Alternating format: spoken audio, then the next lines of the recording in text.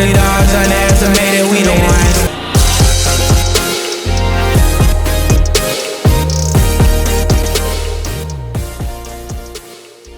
It's the Underdogs, back with you. I'm Jordan Brenner, joined as always by Peter Keating. And Peter, I am feeling really good. I am very proud of myself. Hit it, Mike. I've got my eyes in old Bavaria. Jordan, your pretzel logic is about to capture us once again. Look, Germany is plus 2,500 to win the tournament. It is, again, not likely they will win, but if we have to take someone outside of those top five, that's my team. Yes, that's right. Germany, FIBA World Cup champions. You heard it here. I mean, I hope you put some money on that pick because clearly I can never go wrong. Right, Peter? That's right, Jordan. Roll over Beethoven, tell Jordan the news. What else can we say? The Germans were back, the big winners. But talking about that reminds me of my favorite moment of the weekend. Also, the only thing this weekend that actually made me happy. Hit it again, Mike. The Giants are plus 6,500. They're plus 2,800 to win the NFC. Do I think they will win? Do I think they will win the Super Bowl? No. But should they be ranked behind the Falcons and Bears and Steelers? Should the Vikings be at plus 3,500? Should they be tied with Washington, New England, and Green Bay? No. Okay, so there you have it, ladies and gentlemen. The New York Giants Super Bowl champions to be, according to mi compañera, Jordan Brenner. It is a long season. Give up not. But look, we got a lot to get to, and we're just going to pretend that didn't happen. And that's where I'd like to introduce our special guest this week. You know him as Gojo, Mike Golic Jr., friend of the show, compañera with the network. Welcome, Mike. How are you? I'm doing well. Appreciate you guys having me. Glad to be back here and glad to have actual football to talk about in the NFL and college. Life is good. So you will have a key role in today's show when we get to the Underdogs Underdogs contest as our guest picker. But we want to talk a little college football to start. Now, guys, first couple weeks of the season, there have been 4 victories by unranked teams over ranked teams. The 2 most notable of those were, of course, Colorado beating TCU in week 1. Got a little bit of attention. You might have heard about it. And the mighty Duke Blue Devils taking out Clemson in primetime. Now, why do I bring those 2 up? Because those 2 programs and how they built these 2 teams could not be more diametrically opposed. They are literally the ends of the spectrum. Colorado completely remade their roster, arguably chased players off, fresh team, fresh coaching staff, everything. Duke, 19 returning starters, guys who even were recruited by David Cutcliffe stuck around with Mike Elko. And that's where I want to kick off the show. Which is the better model if you're looking to turn a program around? I mean, the unfortunate cop-out answer is I don't think we have enough of a sample size on the Deion model to necessarily know, because when you look at what Deion Sanders is doing, and I would say it's not the only place, right? You look at Texas State, another team that's kind of come out of nowhere, and in the early portion of the season, registered on people's radars with a big-time win. Similar formula there. The difference with Colorado and the reason you can't really even include it in that sample is because Deion Sanders is just such a different animal when it comes to the magnetism around the program and what that's going to do for you recruiting-wise. Obviously, the quality of guys he brought in, Travis Hunter and Shedeur, who came with him from Jackson State, that was always going to be a different outlier, but the attention he brings your program, which is going to translate into recruiting success, right? We talk about so much of modern college football, and we see it with the sports cars brought on during recruiting trips, how they approach the marketing for that. Deion's going to be able to do that bigger and better than everybody, but he's also matched it with an incredibly competent staff that they've put together there. And so I think we're going to see more teams try that, though. Like, again, going back to your original question, which is a better or worse formula? The other one we've seen work a lot longer, right? And we've seen it work at other programs. You look at Chris Kleiman, who's had success coming over at Kansas State, replacing one of the best college football coaches of all time in Bill Snyder, Lance Leipold in Kansas, and what they've been able to do turning around that program. They've made use of the portal, but this extreme home makeover edition that Deion's doing, I think we're going to see more teams try that because it's available to you within the rules, and it allows for the quickest bit of turnaround in just being able to pump the roster and maybe not have success year one the way Deion's had, but reset the foundation for your program going forward with what's available to you. Well, guys, what if the answer is, as it often is in these either-or questions, both? Like, What if it's like, if you're in baseball, is it better to build around hitting or pitching? Well, maybe you have a really extreme home park, or maybe if your talent evaluators know pitchers better than hitters or vice versa, there's an answer to that. But a lot of times when you ask, what's the right way to do this? The answer seems to me to often be a way, right? If you have something you believe in, you do it well, you stick to it, that's almost whatever you do is better than not having a way or not sticking to it. What Colorado's trying really wouldn't work at Duke, right? Unless they really blew it up and, for long enough for everybody's memories of what Duke is to fade. Maybe what Colorado's doing is because Deion's not just magnetic. He has the confidence to not care if he ever gets another job or who he offends or what he has to blow up to get there. But I think he is the leading edge, and I think we'll see other programs try that. But if they try it and they're committed to it, it could work better than kind of committing to anything wishy-washy. You know what I mean? Well, I think as a corollary to that, and I'm interested on Mike's perspective on this, I would argue that what Duke is doing right now is harder in the current environment because of programs like Colorado to be able to keep that many players and through a coaching change. I mean, Riley Leonard was recruited by David Cutcliffe. You see guys leaving all the time for the slightest scent of more playing time or a better program or something. To have kept all these guys, to have 19 returning starters, who and then you can supplement here and there with a. I think I would not have even thought that was possible in today's climate. Is this an outlier, Mike? No, you know what? I think that's a good point in that getting guys to stick is difficult. I mean, you even look at another example, Tennessee and Joe Milton, the fact that this is now his third year on campus, despite the fact that he lost the job to Hendon Hooker in year one.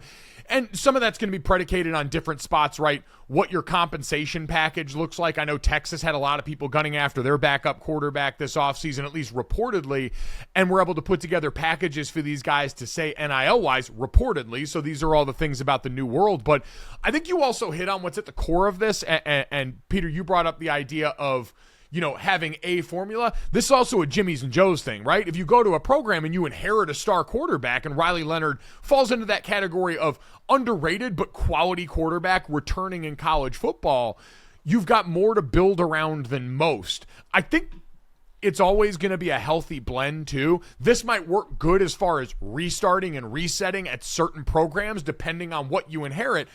With Colorado, you inherited a 1-11 football team. One of the most misleading stats in college sports is returning production from a prior season or games started from a prior season, because if there's starters on a bad team that aren't up to par for what you're going to need to compete, then that returning experience isn't going to buy you a whole lot. And so if you've got a churn there because you just don't have the dogs to hunt on the roster right now, then you might go that direction. But what we see most programs do at the Power 5 level is, and even on the highest levels, when you look at Georgia, Bama, and a bunch of the other perennial stars, is you're using it to plug holes in your roster. You're using it the way NFL teams would in free agency. And, for teams like SC, they made a habit of it both years, right? It was a hockey line change on offense in year one.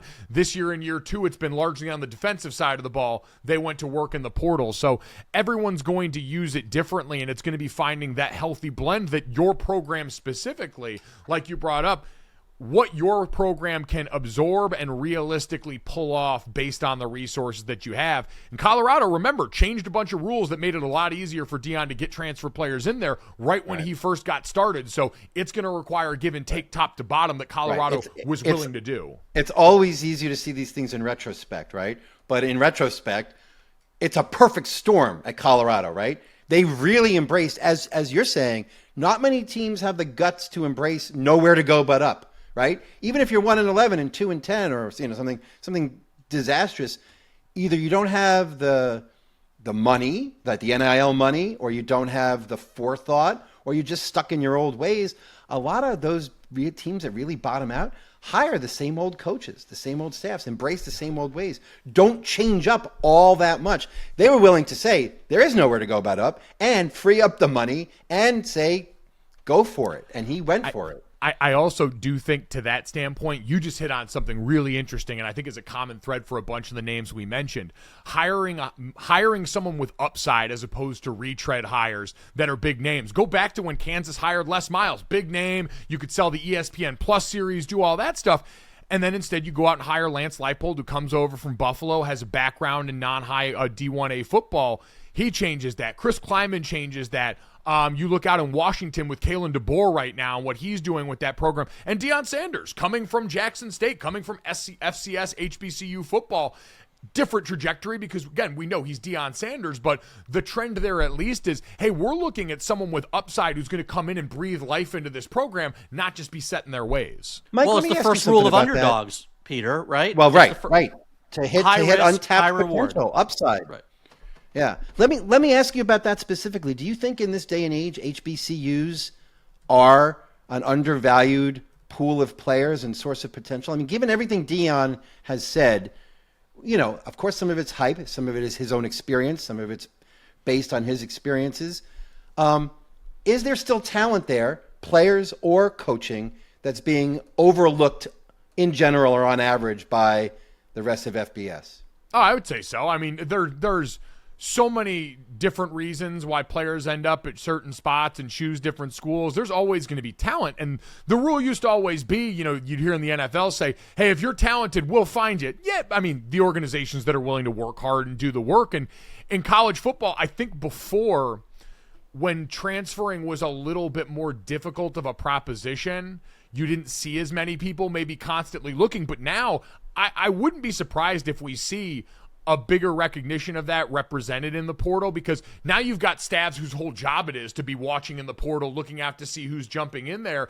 And so I'd imagine you're going to have more departments, especially with all these analysts that we've got, focused on scouting places like that, where you can find quality players that might be looking to take the next jump up in competition, to get in a place that's going to give them tape in high A football so that they're able to show that to NFL scouts. And so, I think there is talent in those ranks. And I think Deion was always going to be bring attention wherever he went. I know there's a lot of different thoughts on his role and his insertion into HBCU schools and what he brought there and what he left with, but I think at the end of the day, hopefully the carryover effect is going to be more people notice that level of football absolutely has talented dudes.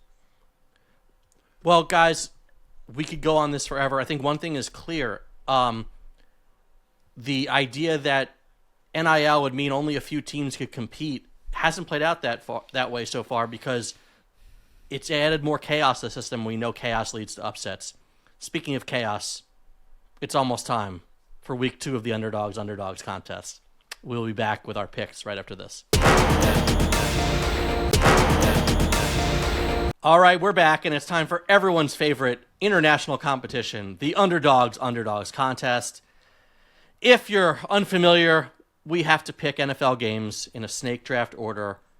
You have to pick underdogs, and they have to be at least a field goal or more. You get a bonus point if they win outright, and an additional bonus point if they are an underdog of 6 points or more. So last week, Peter took advantage of the bonus points, getting 5 points from his 2 picks of the Detroit Lions and the Tampa Bay Buccaneers. Chris Raybon, our guest last week, checked in at second with 3 points.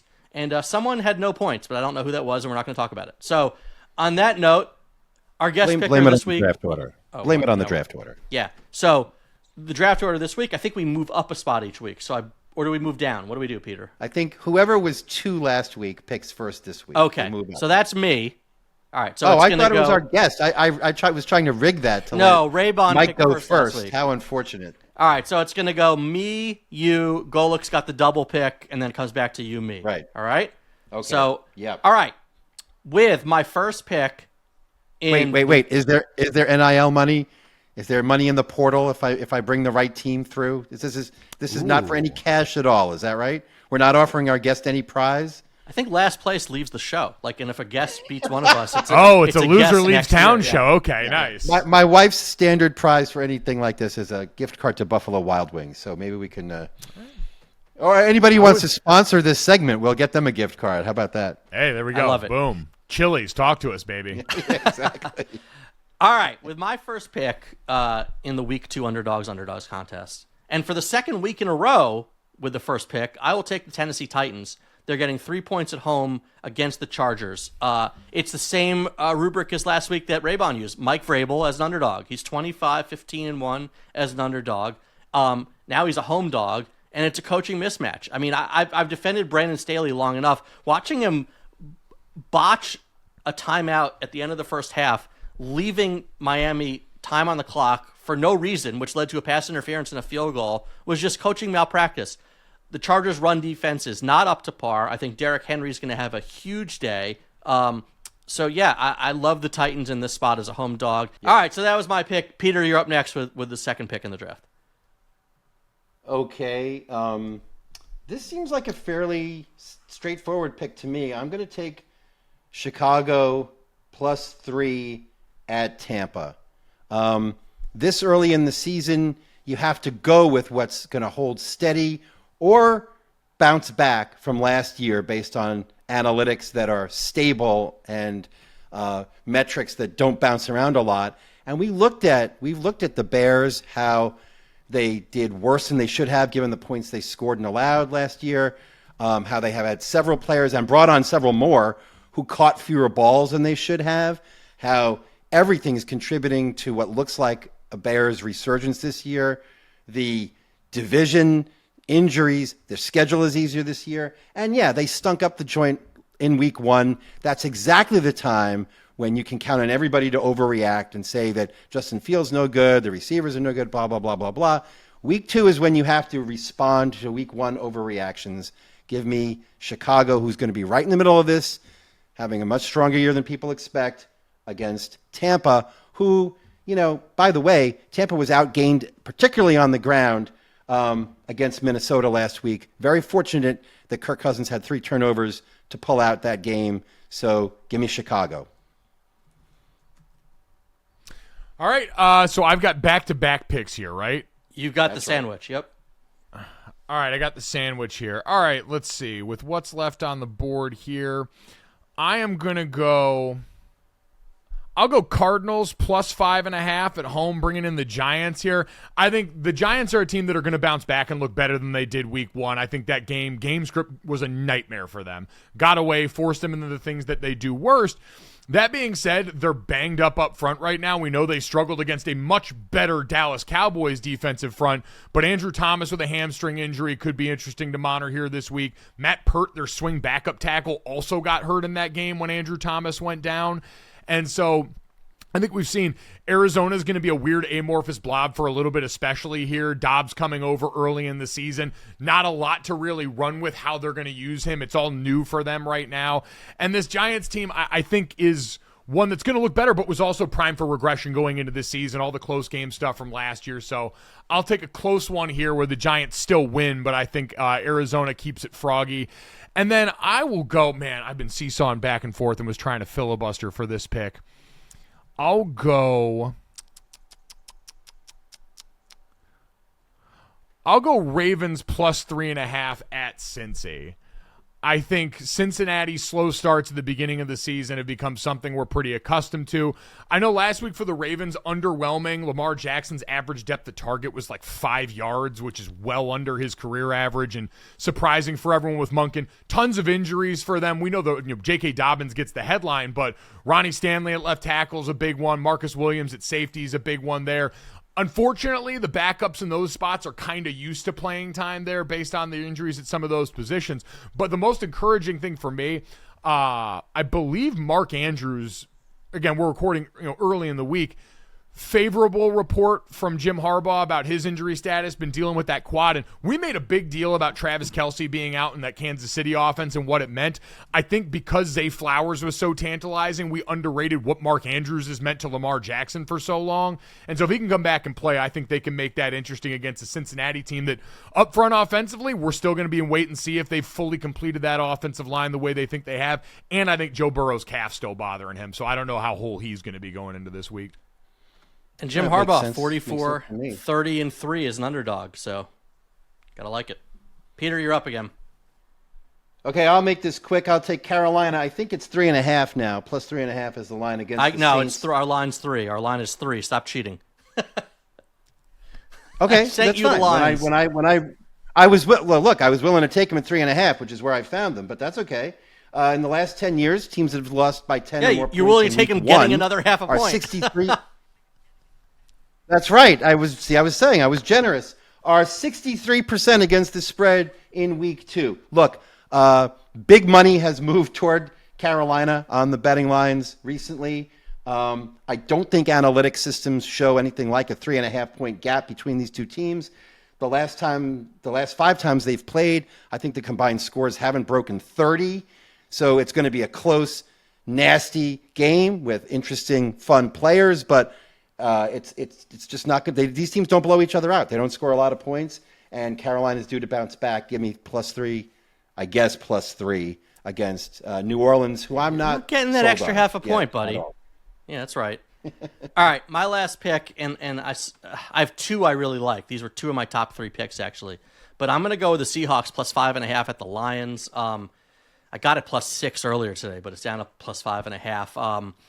This is exactly what we talked about what Raybon talked about last week. Take everything you know from week 1, throw it out the door, and zig when everyone's zagging. Lions look great. Seahawks looked awful at home against the Rams. But Pete Carroll, 47-31-3 is an underdog. And the Seahawks under Carroll are 46-29-4 against the spread, coming off a loss. I think the Lions probably will win this game, but I think it'll be close. I do have some belief in Seattle's passing attack looking better this week. I was very tempted to take the Jets +9. I'll say that. I just think that's too many points with a defense as good as theirs. But in a tight call, I'm going to go with the Seahawks pick instead. So Seahawks +5.5 at Detroit. I'm interested to see Detroit showing in week 2. It's the problem we talked about with them coming off is what do they do with the burden of expectations? This is a good matchup spot potentially for that defense to keep showing strides, though. Aiden Hutchinson, I think, had the most pressures that he had ever had in a game week 1 against the Kansas City Chiefs, and you could be down both starting tackles in this game for the Seahawks, which I think is really where the game turned last week against the Rams, who are young on the edges. We know Aaron Donald lives there, but Byron Young and those guys got home a lot once it was I think it was Jake Curran and Stone Forsythe in there. So sign Jason Peters to the practice squad this week. That's my biggest worry with Seattle is they struck gold with 2 rookies that got on the field and played well on the edges last year. If all of a sudden that's compromised, what this offense looks like remains to be seen. Fair point. And you know that Dan Campbell's teams like to play physical. And speaking of physical sports, you like that? We'll be back with one final segment on the Rugby World Cup right after this. All right, Peter. So when I was in Paris last month, there was signage and stores and all sorts of stuff advertising the Rugby World Cup coming to France. I almost wanted to stay as long as I could to watch it, but I did come back and said, Peter, upsets, underdogs, can we find some in rugby? So you pulled out your graph Upsets, paper. underdogs, and World Cups. Right? Or in World Cups, we did the World Cup of Soccer. We did FIBA. You were right about picking the winner. Jordan, you know anything about rugby? 15 players aside. You carry the ball. You can only pass backwards. If you're tackled, you have to put the ball on the ground, which leads to all kinds of great scrums. You can run it in for a touchdown or kick for field goals. There's a couple of things been happening in the world of rugby where the World Cup is happening right now. It's already started. The World Cup is like soccer. There are pools of teams. You qualify from those pools, and you go to knockout matches for the big championship. What's been happening is, like in soccer, the gap between the very best teams in the world and everyone else is rapidly narrowing. And not only that, we've realized that just like in soccer with African countries, Pacific Island nations have been undervalued on the rankings lists.